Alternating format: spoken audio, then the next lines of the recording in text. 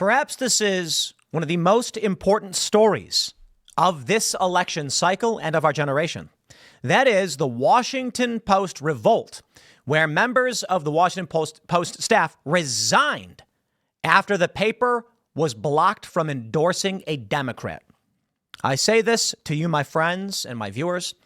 Please share this video with the naysayers and with the doubters or just with anybody, because the story here is that the corporate press, as we know it, is an instrument of the Democratic Party, whether intentionally or otherwise. That is, the staff at these places want the Democrat to win, will frame the news in such a way as to mislead you so that the Democrat will win. And if the newspaper responsibly says we're not going to endorse, as no newspaper should, they quit their jobs. Well, this is a victory for those of sound mind who want a reasonable news apparatus. We are seeing now Jeff Bezos instructing the staff at the Washington Post to hire more conservative writers. They are losing influence, and they know it. The people who quit, they did for one reason. They can no longer use newspapers as an instrument for their political machine.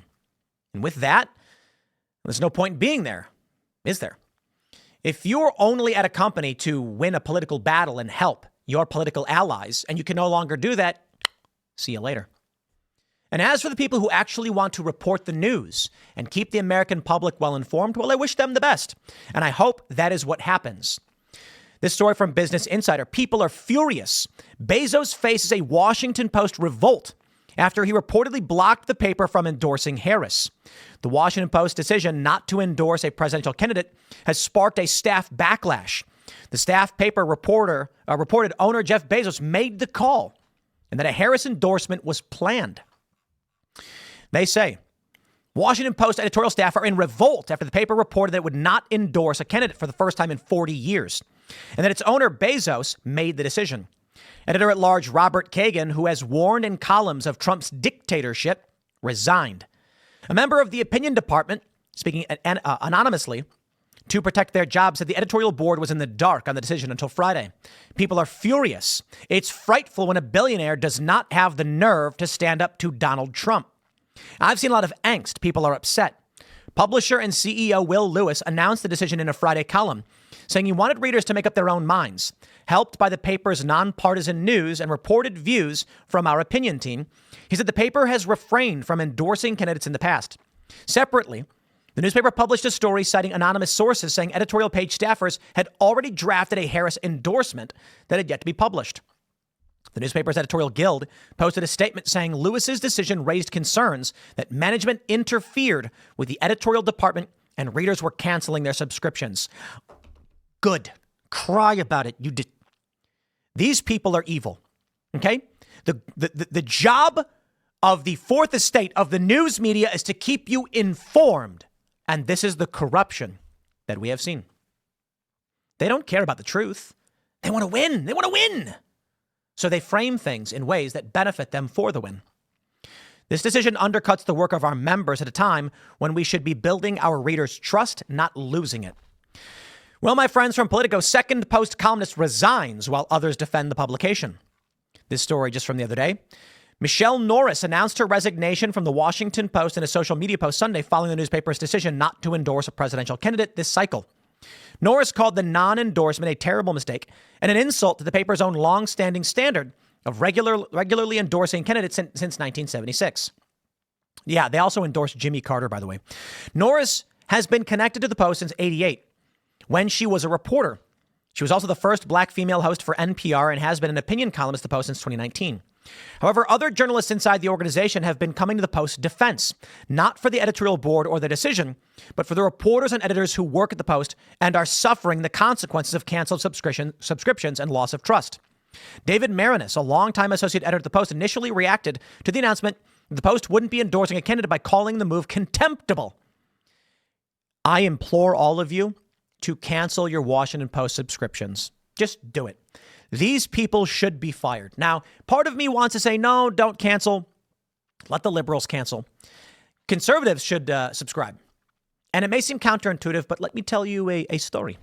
as to why you should, as a conservative, subscribe to the Washington Post. You may be recoiling in your chair saying, what? No, heavens me, I will not do it. No, hold on. About 7-8 years ago, maybe 9 years ago, actually, it's maybe longer than that. Wow. I was in Manhattan. Anybody who lives in New York, I lived there. I lived in Brooklyn, but I lived in New York. Anybody who lives there knows that taxis in Manhattan do not want to go to Brooklyn. And so they avoid picking up certain people, but they're not allowed to. So often what happens is a cab will pull up. He'll crack the window a little bit and say, where are you going? And then when you say Brooklyn, they speed off. Why? They're not allowed to pick up people in Brooklyn. If you're a yellow cab in Manhattan, you can pick people up in Manhattan and drop them off anywhere. But if you got to drive to Queens or Brooklyn, and then you got to drive all the way back with no fare, you lose money for the day. But they're not supposed to be, they're not allowed to do it. It's actually like they get in trouble for it. So I'm in, I think I was shopping at B&H and a car pulls up, door pops open, and I sit down and the guy says, where are you headed? And I said, here's the address, like Myrtle and Nostrand in Brooklyn. And he goes, and he gets really angry. I'm in the car. He can't kick me out. He starts grumbling. He's driving. He's pissed off the whole time. It was quite unpleasant. And he was not a good guy to be around. We got to my apartment and he pulls up and he stops and it was a $25 fare. And I tipped him 100%. And he sees the tip and his demeanor changes instantly. He says, oh, thank you so much. Oh, blessing to you and your family. Thank you. He really did say blessing to you and your family. I was like, nah, it's okay, man. I really do appreciate that you drove me to Brooklyn. I know it sucks, but hopefully this money will get you back. And he was like, oh, thank you so much. Thank you so much. And I'll tell you why I did it. A lot of my friends say, you're naive. Don't do that. It's stupid. This guy was mean. He should have accepted responsibility. He knows the job. Yeah, but people aren't like that. The reason why I gave him the money was because I don't want the next person to get into his car to experience a bad day. This guy is having a bad day. It sucks. I can afford to give him a good tip, so I did. That extra $25 covers the cost of his trip back to Manhattan. So he doesn't have to worry about picking up a fare. He can't. Now he's not in a bad mood anymore. Now he's in a good mood. Now he's going to have a story. That turns around his day, and that spreads. The next person he picks up, he's going to say, hey, how's it going? I'm having a good day. You know, maybe someone might be mean to him. Hatred can spread around, but joy can as well. Here's my point. Sometimes it's counterintuitive. You know, I didn't have to give the guy the money, but I wanted his day to be better, even though he was mean to me. You'd think, but he was mean to you. Why give him a tip? It's not about me. It's about the next person who gets in that car. Some guy who gets off work, he's working late, he's stressed out, and he sits down, and there's a smiling cab driver who says, my friend, we're going to have a good day, and everything will be all right. Trust me. And then the guy who's stressed out smiles and says, I needed to hear that, man, because I've been freaking out all day. I'm hoping that's what happened. I have no idea.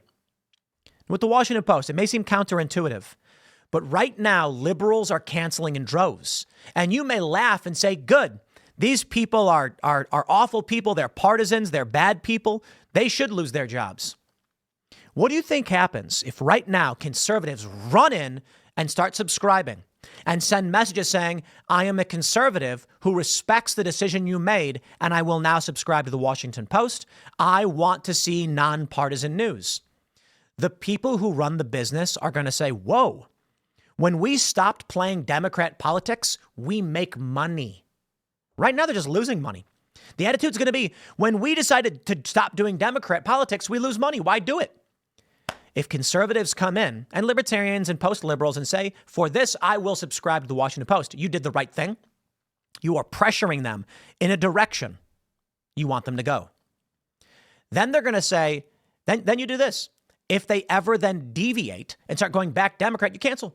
And you say, I really liked what you did when you refused to endorse. Nonpartisan news is what I wanted. And so I decided to subscribe. And now that you're not, I'm going to leave.